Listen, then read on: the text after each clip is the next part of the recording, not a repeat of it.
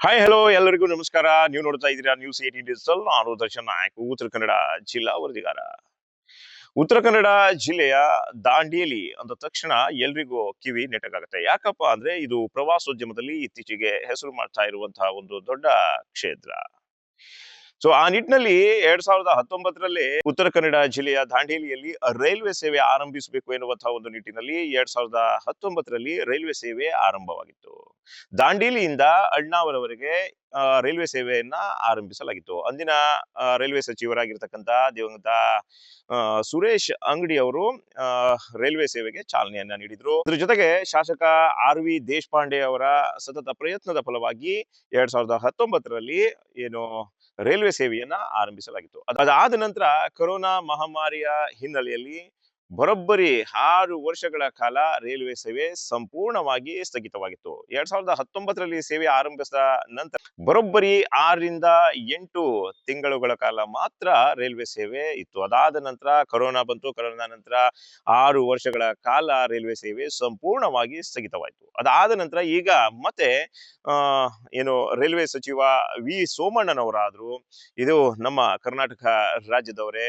ಹೀಗಾಗಿ ಇಲ್ಲಿನ ಶಾಸಕರಾಗಿರ್ತಕ್ಕಂಥ RV ದೇಶಪಾಂಡೆ ಅವರು ಸತತವಾಗಿ ಅವರಿಗೆ ಪತ್ರವನ್ನ ಬರೆದ್ರು. ಹಾಗೆ ಸ್ಥಗಿತವಾಗಿರತಕ್ಕಂತ ರೈಲ್ವೆ ಸೇವೆಯನ್ನ ಮತ್ತೆ ಪುನರಾರಂಭಿಸಿ ಕೊಡಬೇಕು ಎನ್ನುವಂತಹ ಬಗ್ಗೆ ಕೂಡ ಮನವಿಯನ್ನ ಮಾಡಿದ್ರು. ಹಾಗೆ ವಿಶ್ವೇಶ್ವರ ಹೆಗಡೆ ಕಾಗೇರಿ ಅವರು ಕೂಡ ಸತತವಾಗಿ ಒಂದು ಪ್ರಯತ್ನವನ್ನ ಮಾಡಿದ್ರು.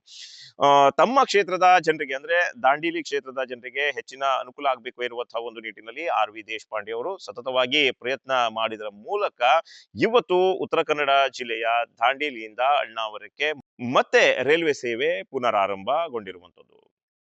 ಇವತ್ತು ದಾಂಡೇಲಿಯಿಂದ ಅಳ್ನಾವರಕ್ಕೆ ರೈಲ್ವೆ ಸೇವೆಗೆ ಸಚಿವ ಸೋಮಣ್ಣ ಚಾಲನೆಯನ್ನ ಕೊಟ್ಟರು. ಈ ಸಂದರ್ಭದಲ್ಲಿ ವಿಶ್ವೇಶ್ವರ ಹೆಗಡೆ ಕಾಗೇರಿ ಅವರು ಇದ್ರು, ಇಲ್ಲಿನ ಸಂಸದರಾಗಿದ್ದವರು. ಅದ್ರ ಜೊತೆಗೆ ಆ ಏನು ಮಾಜಿ ಶಾಸಕಿಯಾಗಿರ್ತಕ್ಕಂಥ ರೂಪಾಲಿ ನಾಯ್ಕರವರು ಇದ್ರು. ಹಾಗೆ ಈ ಕ್ಷೇತ್ರದ ಶಾಸಕರಾಗಿರ್ತಕ್ಕಂಥ ಹಿರಿಯ ನಾಯಕರಾಗಿರ್ತಕ್ಕಂಥ RV ದೇಶಪಾಂಡೆ ಅವರು ಕೂಡ ಈ ಕಾರ್ಯಕ್ರಮದಲ್ಲಿ ಭಾಗಿಯಾಗಿದ್ರು. ಇವತ್ತು ಏನು ರೈಲ್ವೆ ಸೇವೆ ಈಗ ಆರಂಭವಾಗಿರುವಂತದ್ದು. ಆದ್ರೆ ದಾಂಡೇಲಿಯಿಂದ ಕೇವಲ ಅಳ್ನಾವರಕ್ಕೆ ಮಾತ್ರ ಈ ರೈಲ್ವೆ ಸೇವೆ ಆರಂಭವಾಗಿರುವಂತದ್ದು. ಮುಂದೆ ಇದನ್ನ ಕನೆಕ್ಟಿವಿಟಿ ಕೊಡಬೇಕು ಎನ್ನುವಂತಹ ಒಂದು ನಿಟ್ಟಿನಲ್ಲಿ RV ದೇಶಪಾಂಡೆ ಅವರು ಈಗ ಆಗ್ರಹಿಸ್ತಾ ಇದ್ದಾರೆ. ನಿನ್ನೆ ಸಚಿವ ಸೋಮಣ್ಣನವರು ಬಂದಂತಹ ಸಂದರ್ಭದಲ್ಲಿಯೂ ಕೂಡ RV ದೇಶಪಾಂಡೆ ಅವರು ಒಂದು ಮಾತನ್ನ ಹೇಳಿದ್ರು. ಈ ರೈಲ್ವೆ ಸೇವೆಯನ್ನ ಅಳ್ನಾವರಕ್ಕೆ ಮಾತ್ರ ಸೀಮಿತ ಆಗಿರ್ಬೋದು. ಅಳ್ನಾವರದಿಂದ ಹುಬ್ಬಳ್ಳಿ ಅಥವಾ ಏನು ಬೆಳಗಾವಿ ಭಾಗಕ್ಕೆ ಇದರ ಕನೆಕ್ಟಿವಿಟಿ ಮುಂದುವರಿಬೇಕು, ಇದರ ಸಂಪರ್ಕ ಮುಂದುವರಿಬೇಕು ಎನ್ನುವಂತ ಬಗ್ಗೆ ಸೋಮಣ್ಣನವರ ಜೊತೆ RV ದೇಶಪಾಂಡೆ ಅವರು ಚರ್ಚೆಯನ್ನ ಮಾಡಿದ್ರು. ಈ ಸಂದರ್ಭದಲ್ಲಿ ಸೋಮಣ್ಣ ಪ್ರತಿಕ್ರಿಯಿಸಿ ಶೀಘ್ರದಲ್ಲೇ ಈ ಕೆಲಸವನ್ನ ಮಾಡ್ತೇನೆ ಎನ್ನುವಂತ ಬಗ್ಗೆಯೂ ಕೂಡ ಭರವಸೆಯನ್ನ ನೀಡಿದ್ರು. ಹಾಗಾದ್ರೆ ದಾಂಡೇಲಿಯಿಂದ ಅಳ್ನಾವರಕ್ಕೆ ಮಾತ್ರ ಸೀಮಿತ ಆದ್ರೆ ಏನೆಲ್ಲ ಸಮಸ್ಯೆಗಳಾಗ್ತವೆ ಏನಪ್ಪಾ ಅಂದ್ರೆ, ಕೇವಲ ದಾಂಡೇಲಿಯ ಜನರು ಅಳ್ನಾವರಕ್ಕೆ ಮಾತ್ರ ಹೋಗ್ಬೋದು. ಅದಾದ ನಂತರ ಮುಂದೆ ಹೋಗ್ಲಿಕ್ಕೆ ಯಾವುದೇ ರೀತಿಯಾದಂತಹ ಕನೆಕ್ಟಿವಿಟಿ ಇರಲ್ಲ, ಯಾವುದೇ ರೀತಿಯಾದಂತಹ ಸಂಪರ್ಕ ಇರಲ್ಲ. ಹಾಗಾಗಿ ಇದು ದಾಂಡೇಲಿಯಿಂದ ಅಳ್ನಾವರಕ್ಕೆ ಮಾತ್ರ ಸೀಮಿತ ಆಗಿರ್ಬೋದು. ಇದರಿಂದ ಅಳ್ನಾವರದಿಂದ ಬೆಳಗಾವಿನೋ ಅಥವಾ ಹುಬ್ಬಳ್ಳಿಗೋ ಅದರ ಸಂಪರ್ಕ ಮುಂದುವರಿಬೇಕು ಎನ್ನುವಂತ ಬಗ್ಗೆ RV ದೇಶಪಾಂಡೆ ಅವರು ಈಗ ಆಗ್ರಹಿಸ್ತಾ ಇರುವಂತದ್ದು. ಹಾಗೆ ಈ ರೈಲ್ವೆ ಸೇವೆ ಈಗ ವಾರದಲ್ಲಿ 6 ದಿನಗಳ ಕಾಲ ಮಾತ್ರ ಓಡಾಟ ನಡೆಸಲಿದೆ.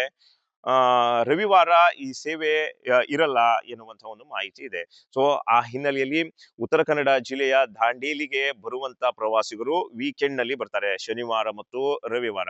ಸೊ ಈ ಸಂದರ್ಭದಲ್ಲಿಯೇ ರೈಲ್ವೆ ಸೇವೆ ಒಂದು ದಿನ ಸ್ಥಗಿತವಾಗಿದ್ರೆ ಇಲ್ಲಿನ ಪ್ರವಾಸಿಗರಿಗೆ ಒಂದು ದೊಡ್ಡ ಸಮಸ್ಯೆ ಆಗಲಿದೆ. ಅದ್ರ ಜೊತೆಗೆ ರವಿವಾರದ ಹಿನ್ನೆಲೆಯಲ್ಲಿ ಬೇರೆ ಬೇರೆ ಕಡೆ ಹೋಗುವವರಿಗೂ ಇದು ಸಮಸ್ಯೆ ಆಗಲಿದೆ. ಆ ನಿಟ್ಟಿನಲ್ಲಿ ವಾರದಲ್ಲಿ 7 ದಿನಗಳ ಕಾಲ ಕೂಡ ಈ ರೈಲ್ವೆ ಸೇವೆ ನಿರಂತರವಾಗಿರಬೇಕು ಎನ್ನುವಂತ ಬಗ್ಗೆಯೂ ಕೂಡ RV ದೇಶಪಾಂಡೆ ಅವರು ಸೋಮಣ್ಣ ಅವರ ಜೊತೆ ಹೇಳಿರುವಂತದ್ದು.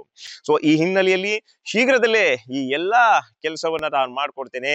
ಈಗ ಒಮ್ಮೆಲೆ ರೈಲ್ವೆ ಸಂಚಾರ ಆರಂಭವಾಗ್ಲಿ, ರೈಲ್ವೆ ಓಡಾಟ ನಡೆಸಲಿ, ಶೀಘ್ರದಲ್ಲೇ ಎಲ್ಲಕ್ಕೂ ಒಂದು ಪೂರ್ಣ ವಿರಾಮ ಹಾಕಿ ಎಲ್ಲ ಭರವಸೆಯನ್ನ ಕೂಡ ನಾನು ಈಡೇರಿಸ್ತೇನೆ ಎನ್ನುವಂತಹ ಒಂದು ಮಾತನ್ನ ಸೋಮಣ್ಣ ಹೇಳಿರುವಂತದ್ದು.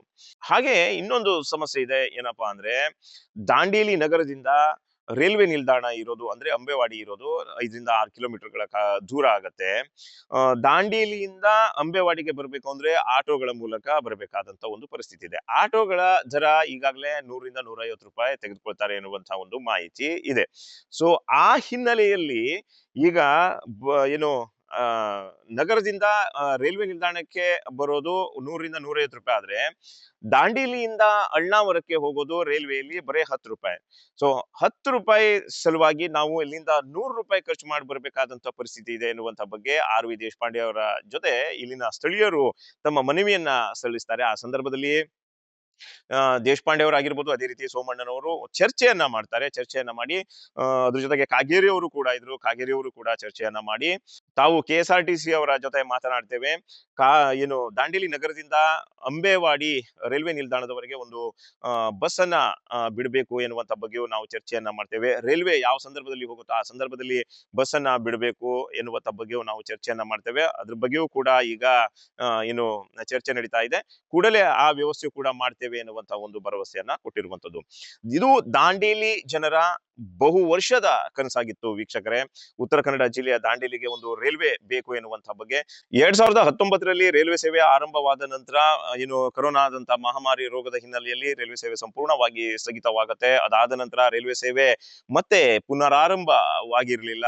ಆದ್ರೆ ಈಗ ನಿರಂತರವಾದಂತ ಒಂದು ಹೋರಾಟ, ಅದ್ರ ಜೊತೆಗೆ RV ದೇಶಪಾಂಡೆ ಅವರ ಮತ್ತು ಸಂಸದ ವಿಶ್ವೇಶ್ವರ ಹೆಗಡೆ ಕಾಗೇರಿ ಅವರ ಸತತ ಒಂದು ಪ್ರಯತ್ನದ ನಡುವೆ ಈಗ ದಾಂಡೇಲಿಯಿಂದ ಅಳ್ನಾವರಕ್ಕೆ ರೈಲ್ವೆ ಸೇವೆ ಈಗ ಆರಂಭವಾಗಿರುವಂತದ್ದು. ವೀಕ್ಷಕರೇ, ಇದಿಷ್ಟಾಗಿತ್ತು ದಾಂಡೇಲಿಗೆ ಏನು ರೈಲ್ವೆ ಸೇವೆ ಆರಂಭವಾಯಿತು. ಆರಂಭ ಆದ ನಂತರ ಜನರು ಎಷ್ಟು ಖುಷಿಯಾಗಿದ್ದಾರೆ ಎನ್ನುವಂತ ಬಗ್ಗೆ ತಿಳಿಸುವಂತ ಒಂದು ಪ್ರಯತ್ನ. ಇನ್ನಷ್ಟು ಮಾಹಿತಿಯೊಂದಿಗೆ ಮತ್ತೆ ನಾವು ನಿಮ್ಗೆ ಸಿಗ್ತಾ ಇರ್ತೀವಿ. ಅಲ್ಲಿ ತನಕ ನೋಡ್ತಾ ಇರಿ News18. ನಿರ್ಭೀತ, ನಿಷ್ಪಕ್ಷಪಾತ, ವಿಶ್ವಾಸಾರ್ಹ ಸುದ್ದಿಗಳಿಗೆ ಮತ್ತೊಂದು ಹೆಸರಾಗಿರುವ News18 ಕನ್ನಡ ಈಗ ಆಪ್ನಲ್ಲೂ ಲಭ್ಯವಿದೆ. ದಯವಿಟ್ಟು ಇಲ್ಲಿರುವ QR ಕೋಡ್ ಅನ್ನು ಸ್ಕ್ಯಾನ್ ಮಾಡಿಕೊಂಡು ಆಪ್ ಡೌನ್ಲೋಡ್ ಮಾಡೋದಕ್ಕೆ ಮರಿಬೇಡಿ. ನಿಮ್ಮ ಬೆಂಬಲ ಹೀಗೆ ಸದಾ ನಮ್ಮೊಂದಿಗಿರಲಿ. ಧನ್ಯವಾದ.